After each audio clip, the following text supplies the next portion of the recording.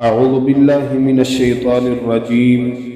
بسم الله الرحمن الرحيم. إن الله يأمركم أن تؤدوا الأمانات إلى أهلها وإذا حكمتم بين الناس أن تحكموا بالعدل إن الله نعم يعيدكم به ان اللہ کان سمیعا بصیرا. تمام قسم کی تعریفات و تسبیحات اللہ احکم الحاکمین کے لیے جو پوری کائنات کا خالق و مالک ہے، حاجت روا مشکل کشا ہے، جس کے علاوہ کوئی معبود برحق نہیں. لاکھوں کروڑوں درود و سلام اس ہستی اقدس و مقدس پر جن کا نام نامی اسم گرامی محمد اکرم صلی اللہ علیہ وبارک وسلم ہے. وہ ذات مبارکہ مطہرہ جنہیں رب کائنات نے رحمت کائنات بنا کر بھیجا اور جن کے ذریعے سے اہل کائنات کی رشد و ہدایت کا بندوبست فرمایا ہے. احباب زیبا کا پچھلے خطبہ جمعہ کے اندر کرپشن کے خاتمے کے لیے اسلامی اصول جو تھے وہ آپ کے سامنے بیان فرمائے تھے کہ دعوت دینا، اپنی نیت کو صاف کرنا، ایمانیات کے اوپر چلنا، دیانت داری کو اپنانا، قابل تاجر بننا، ایماندار تاجر بننا، حدود اللہ کا نفاذ، یہ چیزیں آپ کے سامنے بیان فرمائی تھی. اسی چیز کو انشاءاللہ آج آپ کے سامنے مزید آگے بڑھائیں گے. اللہ کی توفیق کے ساتھ انشاءاللہ آپ کے سامنے کرپشن کے حوالے سے مزید بات کریں گے. میرے بھائیوں، اگر شرعی تناظر میں کرپشن کے موضوع پر غور و فکر کیا جائے تو تین پہلو نظر آتے ہیں. پہلے نمبر پر کہ شریعت میں کرپشن کا اطلاق کن چیزوں پر ہوتا ہے.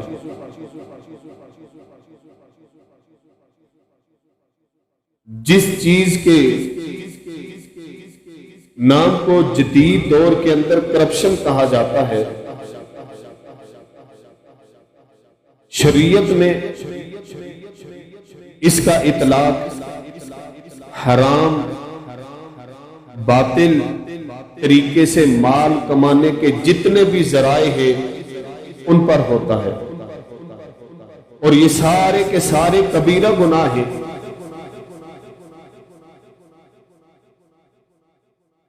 ان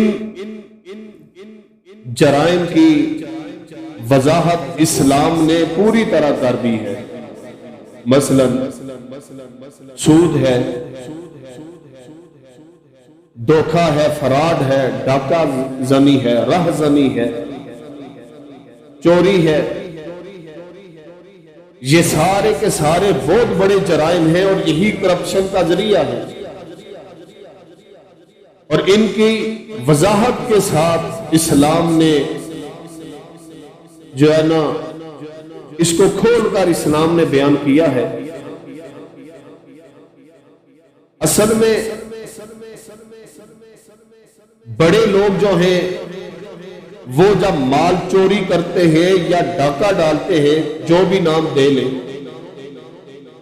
اس کو جب لوگوں کے سامنے بیان کیا جاتا ہے تو جدید لفظ کے ساتھ کرپشن کا لفظ بول کر اس کو یاد کیا جاتا ہے. ان کو ڈاکو یا چور نہیں کہا جاتا، لیکن کرپشن کا نام لیا جاتا ہے. چیز ایک ہی ہے، دھوکے سے مال لینا، فراڈ کرنا، ڈاکہ مارنا، چوری کرنا، قبضہ کرنا، یہ ایک کرپشن ہے۔ لیکن بڑے لوگ ہوتے ہیں تو ان کو پھر بڑے نام سے پکارا جاتا ہے جو تھوڑا عزت والا سمجھا جاتا ہے۔ ڈاکو اور چور کا لفظ ان کے لیے استعمال نہیں ہوتا۔ میرے بھائیوں، یہ جو چیزیں ہیں، سود ہے یا دوسری چیزیں، کسی کا مال کھانا، اسلام نے اس کے خلاف سخت وعید بیان کی۔ سود اگر کوئی استعمال کرتا ہے تو ایک قسم کا یہ بھی کرپشن کے اندر ہی آتا ہے۔ حالانکہ سود کے متعلق اسلام نے وضاحت کے ساتھ بیان کر دیا ہے کہ سود بہت بڑا گناہ ہے۔ میرے بھائیوں، آپ ذرا اسلام کو پڑھ کے دیکھیں۔ جب بندہ مجبور ہو، ایک بندہ اس کے پاس کھانے کے لیے کچھ نہیں اور اس کی حالت یہ ہو گئی ہے کہ وہ مرنے کے قریب ہے، کھانے کے لیے اس کے پاس کچھ نہیں رہا، مرنے کے قریب ہے، تو اسلام کہتا ہے کہ وہ مردار کوئی چیز پڑی ہے، بکری مردہ پڑی ہے، مرغی مردہ پڑی ہے، اس مردار کو اٹھائے کھا لے، اجازت ہے۔ لیکن ایک انسان مر رہا ہے بھوک کی وجہ سے، اسلام اس کو سود کھانے کی اجازت نہیں دیتا۔ مردار کھانے کی اجازت ہے جب آپ بھوک سے مر رہے ہیں، آپ کے پاس کچھ نہیں کھانے کے لیے، بھوک کے اندر آپ کی یہ حالت ہے کہ آپ موت کے قریب پہنچ کے مردار کھا سکتے ہیں۔ لیکن جتنی مرضی حالت خراب ہو جائے، اسلام نے سود کھانے کی اجازت نہیں دی۔ یہ اتنا بڑا جرم ہے۔ اور پھر سود کے متعلق اللہ نے قرآن میں کہا فَإِن لَمْ تَفْعَلُوا فَأْذَنُوا بِحَرْبٍ مِّنَ اللَّهِ وَرَسُولِهِ۔ جو لوگ سود سے کھانے سے باز نہیں آتے، وہ سودی کام کرتے ہیں، سود کھاتے ہیں، سود لیتے ہیں، سود دیتے ہیں، فرمایا کہ ایسے لوگوں کے متعلق فَإِن لَمْ تَفْعَلُوا، وہ باز نہیں آتے، یہ کام کرنے سے پیچھے نہیں ہٹتے، فَأْذَنُوا بِحَرْبٍ مِّنَ اللَّهِ وَرَسُولِهِ، وہ اللہ اور اس کے رسول کے ساتھ اعلان جنگ ہے۔ اتنا بڑا گناہ ہے، سود کھانے والا اللہ اور اس کے رسول کے ساتھ جنگ کر رہا ہے، اور پھر اللہ اور اس کے رسول کے ساتھ جنگ کرنے والا نہ دنیا میں کامیاب ہو سکتا ہے، نہ کل قیامت کے دن، نہ آخرت میں کامیاب ہوگا۔ اور پھر سود کے متعلق رسول اللہ صلی اللہ علیہ وسلم کا فرمان، نبی علیہ السلام نے فرمایا کہ الربا 73 بابا، سود کے 73 درجے ہیں، 73۔ ایسارہا، جو سب سے کم ہے، سب سے کم درجہ، سود کھانے کا سب سے کم درجہ جو ہے، اس کا سب سے تھوڑا گناہ جو بیان کیا گیا وہ کیا ہے؟ اَيَّنْكِحَ الرَّجُلُ أُمَّهُ، کہ اس کا سب سے کم گناہ یہ ہے کہ وہ کوئی بندہ اپنی ماں کے ساتھ نکاح کرے، یعنی کہ اپنی ماں کے ساتھ زنا کرے۔ سود کے استعمال والا بندہ، یہ سب سے کم گناہ ہے اس کا۔ اور آپ ذرا سوچیں کہ ماں کے ساتھ زنا ویسے ہی بہت بڑا گناہ ہے، لیکن پھر اپنی ماں کے ساتھ زنا کرنا، اس کا جرم پھر ڈبل ہو جاتا ہے کہ اس نے دو، ایک تو اللہ کے حکم کو پامال کیا ہے، دوسرا اس نے اپنا جو خونی رشتہ ہے اس کو پامال کیا۔ یہ سب سے کم گناہ کہا گیا کہ جو سود کھاتا ہے اس کا سب سے کم درجہ کہ اپنی ماں کے ساتھ برائی کرنے کے مترادف ہے، اور بڑا درجہ اللہ کا قرآن کہتا ہے کہ وہ اللہ اور اس کے رسول کے ساتھ جنگ کرتے ہیں۔ میرے بھائیوں، یہ سود اتنا بڑا گناہ ہے، اور آج یہ سود ہمارے معاشرے کے اندر پایا جاتا ہے۔ ہماری حکومتوں نے اس کو جو ہے نافذ کیا ہوا ہے۔ یہ بینکوں کے ذریعے سے، اللہ معاف کرے، بعض لوگ ایسے ہیں جو کچھ 12-14 لاکھ 16 لاکھ روپیہ بینک میں جمع کروا کر پھر اوپر سے جو ان کو سالہ پرافٹ ملتی ہے اس کو استعمال کر کے اپنے گھر کے اخراجات چلاتے ہیں۔ ہمارے ہاں سود اتنا عام ہو گیا ہے کہ جو کہتے ہیں کہ لائف انشورنس کرارو، بیمہ پالیسی ہے، یہ بھی سود کے اندر آتا ہے۔ اسی طرح ہمارے لوگ جو موبائل میں ایزی پیسہ اکاؤنٹ میں موبی کیش میں کہا جاتا ہے کہ 1000 روپیہ جمع کرواؤ، آپ اپنے اکاؤنٹ میں 1000 روپیہ رکھو، آپ کو منٹ ملیں گے روزانہ کے فری۔ یہ روزانہ کے جو منٹ ملتے ہیں یہ بھی سود میں آتے ہیں۔ ہمارے اندر اتنا سود کو عام کیا گیا ہے کہ ہمیں پتہ ہی نہیں چلتا کہ یہ سود ہے یا نہیں، اور ہم پھر اس کے اندر اتنے جوان پڑ جاتے ہیں کہ اللہ اور اس کے رسول کے ساتھ جنگ کرنے کے لیے تیار ہو جاتے ہیں، لیکن یہ چیز چھوڑنے کے لیے تیار نہیں ہوتے۔ میرے بھائیو، ہم نے غور کرنا ہے کہ کہیں یہ چیز ہمارے اندر تو نہیں پائی جاتی۔ اور اسی طرح دوسری چیز جو ہے وہ ہے یتیم کا مال کھانا۔ یتیم کا مال کھانا یہ بھی ایک کرپشن کی قسم ہے کہ یتیم کا مال کھایا جاتا ہے۔ بڑے لوگ قوم کا مال کھاتے ہیں، ہمارے جیسے چھوٹے جو ہیں وہ غریبوں کا مال غصب کر کے، یتیموں کا مال غصب کر کے ہم اپنی کرپشن کرتے ہیں۔ ہمیں سوچنا چاہیے، اور ایسا کسی غریب کا یتیم کا مال کھانا کتنا بڑا جرم ہے۔ ان الذین یأکلون اموال الیتامی ظلما، جو کسی یتیم کا مال کھاتے ہیں ظلم کے ساتھ، زیادتی کے ساتھ، انما یأکلون فی بطونہم الا النار، فرمایا کہ وہ لوگ اپنے پیٹ میں کھانا نہیں ڈال رہے بلکہ وہ آگ کھا رہے ہیں، آگ کھا رہے ہیں۔ میرے بھائیو، یہ کتنا بڑا جرم ہے۔ آج دیکھیں کہ ہمارے معاشرے کے اندر یتیم پہ کتنا ظلم ہوتا ہے، یتیم کا مال کھایا جاتا ہے۔ ہم کیا کچھ کرتے ہیں، کیا کچھ کر رہے ہیں آج۔ یتیم، اس کے سر پر باپ کا سایہ نہیں ہوتا، وہ بیچارہ پہلے ہی کسی کے دست شفقت کے جو ہے نا منتظر ہوتے ہیں، اور اوپر سے ہم ان کا مال غصب کرنے میں لگے ہوتے ہیں۔ اور کوئی کمزور نظر آ جائے، کوئی غریب نظر آ جائے، اس کی زمین ہم ہڑپنے کی کوشش کرتے ہیں، اس کا مال ہڑپنے کی کوشش کرتے ہیں۔ پتا ہے کہ یہ غریب ہے، اس کے اتنے سورس نہیں ہیں کہ یہ اپنی زمین واپس چھڑا سکے گا، میں قوت والا ہوں، میں طاقت والا ہوں، میں پیسے والا ہوں۔ ہم کیا کرتے ہیں؟ پھر اس کا مال غصب کرتے ہیں، اس کی زمین پر قبضہ کرتے ہیں، اس کی جائیداد کو غصب کرتے ہیں۔ میرے بھائیو، یہ بات یاد رکھنا کہ یہ اتنا بڑا جرم ہے کہ کل قیامت کے دن یہ شرمندگی کا باعث ہے۔ رسول اللہ صلی اللہ علیہ وسلم نے فرمایا،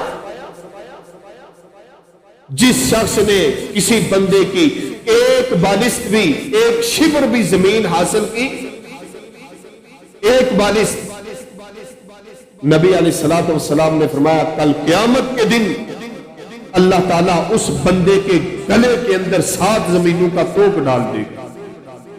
7 زمینیں اس کے گردن میں لٹکی ہوئی ہوں گی، اور دنیا دیکھ رہی ہوگی کہ یہ وہ غاصب ہے جو لوگوں کی زمینوں پہ قبضے کرتا تھا، آج رب نے زمین اس کے گردن میں ڈال دی۔ میرے بھائیوں، ہمیں پتہ بھی ہوتا ہے کہ یہ فلاں کا حق ہے، ہم پھر بھی لے لیتے ہیں۔ میرے بھائیوں، یہ بات یاد رکھنا، ہر طریقے سے کسی کی زمین اس کے نام ہے اور ہم اس کو زبردستی لیتے ہیں، یہ بھی اسی زمرے میں ہے۔ اور ایک ہے کہ ایک بندے کی زمین ہے، وہ اس پر قابض ہے، وہ عرصے سے رہ رہا ہے، لیکن اس بیچارے کو پتا نہیں کہ یہ میرے نام ہے یا نہیں، اس کے پاس کوئی دلیل نہیں، تو ہم کیا کرتے ہیں کہ اس کی زمین، اس کو اس کی سادگی سے، اس کی شرافت سے ناجائز فائدہ اٹھاتے ہوئے اپنے جو ہے نا سورس لگا کر، اپنی قوت لگا کر، اس کے دلائل نہ ہونے کی وجہ سے اس کی زمین پر قبضہ کر لیتے ہیں۔ یہ بھی اسی زمرے میں آتا ہے۔ کسی کے ہاں چند زبانی سے اپنی چیز بنا لینا یا قوت کی وجہ سے اپنی چیز بنا لینا، اس سے دوسرے کی زمین حلال نہیں ہو جاتی، دوسرے کی چیز حلال نہیں ہو جاتی۔ بے شک حکام بالا بھی فیصلہ کر دے، لیکن اگر ہم جانتے ہیں کہ یہ اس کی چیز ہے لیکن میں یہ غلط کر رہا ہوں، قیامت کے دن ہم مجرم بن جائیں گے۔ کتنے جرم ہم کرتے ہیں، آج ہم جو ہے نا لوگوں کا مال لوٹنے کی کوشش کر رہے ہیں۔ اسلام تو چوری کرنے والے کے لیے چھوٹی سی چیز کو چوری کرتا ہے، کسی کے گھر سے مال تھوڑا چرا لے، اسلام تو اس کی سزا مقرر کرتا ہے۔ والسارق والسارقۃ فاقطعوا ایدیہما، فرمایا کہ اگر کوئی چوری کرے، مرد ہو یا عورت، اس کا ہاتھ کاٹ دو۔ لیکن ہم تو پوری پوری زمینوں پہ اس کے قبضے کر لیتے ہیں۔ میرے بھائیوں، یہ پچھلے خطبے میں میں نے کہا تھا کہ ہم بھی کرپشن کرتے ہیں، بڑے تو کرتے ہی ہیں، ہم بھی کرپشن کرتے ہیں، لیکن ہم سمجھتے ہیں کہ کرپشن وہی ہے جو صرف بڑے کر رہے ہیں، جو حکام کر رہے ہیں وہ کرپشن ہے، جو ہم کرتے ہیں وہ کرپشن نہیں ہے، وہ ناجائز نہیں ہے، ہم یہ سمجھتے ہیں۔ میرے بھائیوں، سب سے پہلے یہ بات یاد رکھیں کہ شریعت کے اعتبار سے ہر حرام اور ناجائز طریقے سے کمایا گیا مال، حاصل کیا گیا مال، وہ کرپشن کے زمرے میں آتا ہے۔ اور دوسری چیز، اسلامی ریاست کی یہ ذمہ داری بنتی ہے کہ وہ اسلامی قانون کو نافذ کرے، جو معاشی جرائم ہیں ان کی روک تھام کے لیے وہ سزاؤں کو نافذ کرے، اور سزائیں جو ہماری ہیں وہ نہیں۔ ہمارے حکمران عجیب باتیں کرتے ہیں، ان کو پتہ ہی نہیں کہ شریعت کیا کہتی ہے۔ جس طرح کچھ سال پہلے زنا بڑا عام ہو گیا تھا، تو کیا کہا گیا؟ اسمبلی میں بل پہنچتا ہے، کہتے ہیں کہ جو پکڑا جائے اس کو خصی کر دیا جائے، یہ جرم کی سزا دے رہے ہیں شریعت کے خلاف۔ شریعت کیا کہتی ہے کہ زنا کرنے والا اگر شادی شدہ ہے تو اس کو سنسار کر دیا جائے، اور اگر زنا کرنے والا کموارا ہے تو اس کو درے مارے جائیں۔ شریعت یہ کہتی ہے، لیکن یہ کیا کہہ رہے ہیں؟ اسلام والی سزائیں جب نافذ ہوگی، اسلام کا دستور جب آئے گا، تو اس وقت پھر جرائم کی روک تھام ہوگی۔ اور تیسری چیز جو ہے وہ ہے کہ کرپشن سے پاک چیزوں کو لایا جائے۔ پاکستان کا دستور ہے، آئین ہے کہ عوامی نمائندہ وہ ہونا چاہیے جو ایماندار ہو، امانت دار ہو، وہ پاکستان میں عوامی نمائندہ بن سکتا ہے، قومی لیڈر بن سکتا ہے۔ لیکن اللہ معاف کرے، ہمارے ہاں کم ہی ملتے ہیں ایماندار، کم ہی ملتے ہیں۔ جس طرح یہ قانون ہے نا کہ حکمران کے لیے، سیاستدانوں کے لیے، میرے بھائیوں یہ قانون پورے کے پورے ملک میں ہر شعبے کے لیے ہونا چاہیے کہ کوئی فوجی ہو، کوئی پولیس والا ہو، کوئی جو ہے نا ایک ٹیچر ہو، یا کوئی بھی تحصیلدار ہو، یا کسی بھی عہدے پر جانے والا ہے، کسی بھی عہدے پر، میرے بھائیوں منبر پر بھی کھڑا ہونے والا اگر بد دیانت بن جاتا ہے تو وہ دین کو بگاڑ کے رکھ دیتا ہے۔ اس لیے یہ قانون ہونا چاہیے کہ ہر شعبہ زندگی میں جس میں بھی وہ جائے گا، سرکاری عہدے پہ جائے، وہ امانت دار ہونا چاہیے، اور جب بھی اس کی امانت کے اوپر شک ہو اور اس کی بے ایمانی ثابت ہو جائے، چاہے جتنی مرضی اس کی سروس ہو جائے، اس کو باہر پھینکا جائے۔ یہ جب قانون بنے گا، پھر دیکھنا کہ معاشرے سے کرپشن کس طرح پاک جاتی ہے۔ اس سے اگلی بات کہ ہمارے ہاں کرپشن زیادہ کیوں ہے؟ میرٹ کا نہ ہونا۔ میرٹ یہ بڑی چیز ہے کہ ہمارے ہاں عہدے جو دیے جاتے ہیں وہ اہلیت دے کر نہیں دیے جاتے کہ یہ بندہ اس قابل ہے کہ نہیں۔ ہمارے ہاں جو عہدے دیے جاتے ہیں وہ پہچان کی وجہ سے دیے جاتے ہیں کہ اس بندے کی پہچان کتنی ہے، اس کے پیچھے سفارش ہے یا نہیں، اس کے مطابق پھر عہدہ دیا جاتا ہے۔ نبی علیہ الصلوۃ والسلام نے فرمایا کہ جب امانت ضائع کر دی جائے گی پھر قیامت کا انتظار کرو۔ سوال کرنے والے نے سوال کیا، اللہ کے رسول امانت کس طرح ضائع ہوگی؟ نبی صلی اللہ علیہ وسلم نے فرمایا کہ جب ذمہ داری والے کام نااہل لوگوں کے پاس سپرد کر دیے جائیں گے اس وقت پھر امانت ضائع ہو جائے گی اور قیامت کا انتظار کرنا ہوگا۔ آج دیکھیں کیا اہل لوگوں کے پاس عہدے ہیں؟ نہیں، سفارشی لوگ اوپر آ رہے ہیں، سفارشی لوگ۔ اور جب ایسے لوگ اوپر آتے ہیں پھر کرپشن بنتی ہے۔ کیوں؟ رشوت چلتی ہے۔ رشوت کے ذریعے جب اوپر آتے ہیں، سفارش کے ذریعے جب نوکری حاصل کرتے ہیں، حالانکہ رشوت کے متعلق رسول اللہ نے لعنت کی ہے، لعن رسول اللہ صلی اللہ علیہ وسلم الراشی والمرتشی، رشوت لینے اور دینے والے دونوں پر اللہ کے رسول نے لعنت کی۔ ہمارے ہاں رشوت دے کر، رشوت لے کر عہدے دیے جاتے ہیں، سفارش کے ذریعے سے عہدے دیے جاتے ہیں، پھر کیا ہوتی ہے؟ ظاہر بات ہے اگر میں رشوت دے کر 10 لاکھ 20 لاکھ روپیہ دے کر کسی پولیس کے محکمے میں عہدے پر جاؤں گا، یا میں تعلیم کے محکمے میں عہدے پر جاؤں گا، یا کسی بھی محکمے میں جب عہدے پر جاؤں گا، میں نے 20 لاکھ 30 لاکھ روپیہ دیا ہوگا تو میرے ذہن میں یہ نہیں ہوگا کہ میں عوام کی خدمت کروں گا، میرے ذہن میں ہوگا کہ میں نے جو پیسے دیے ہیں اس سے ڈبل میں نے کمانے ہیں۔ پھر ہمارا نظریہ یہ بنتا ہے۔ حالانکہ سرکاری عہدے پر جانے والے بندے کے پاس جو تحفہ بھی آتا ہے وہ تحفہ بھی اللہ کے رسول کے فرمان کے مطابق سرکاری بیت المال کا ہوتا ہے۔ نبی علیہ الصلوۃ والسلام کی حدیث، نبی علیہ الصلوۃ والسلام نے بنو اسد کے ایک بندے کو بھیجا، جا صدقات کا مال لے کر آ۔ وہ تحصیلدار کے عہدے پر فائز ہوا، لوگوں کا مال جمع صدقے کر کے لایا، نبی علیہ الصلوۃ والسلام کو پیش کیا اور کچھ اپنے پاس رکھ لیا۔ کہتا ہے اللہ کے رسول یہ آپ کا ہے، یہ میرا ہے۔ اللہ کے رسول نے کہا یہ تیرا کیسے ہو گیا؟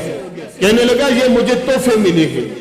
نبی علیہ الصلوۃ والسلام نے منبر پر کھڑے ہو کر فرمایا کہ میں لوگوں کو بیچتا ہوں کہ لوگوں مال جمع کر کے لاؤ صدقات کا، پھر کچھ مال مجھے جمع کروا کے کہتے ہیں کہ یہ آپ کا ہے، یہ میرا ہے۔